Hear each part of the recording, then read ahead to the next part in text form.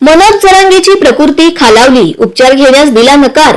मराठा आरक्षणासाठी पुन्हा एकदा मनोज जरांगे यांनी उपोषणाला सुरुवात केली आहे। मराठा आरक्षणाला ओबीसी मधूनच आरक्षण मिळावे अशी मागणी मनोज जरांगेंनी केली असून त्यावर ते ठाम आहेत।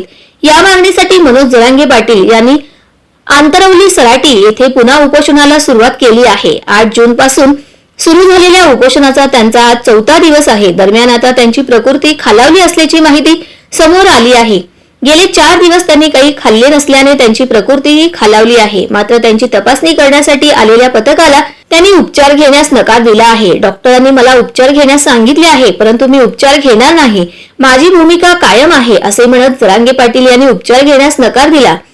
दरम्यान मनोज जरांगे यांनी सुरुवातीला 4 जूनला हे उपोषण होणार होतं, मात्र त्या दिवशी निवडणूक निकाल असल्याने आचारसंहिता लागू होती, त्यामुळे त्यांनी उपोषणाचा दिवस पुढे ढकलला। 8 जून पासून ते उपोषणाला बसले आहेत।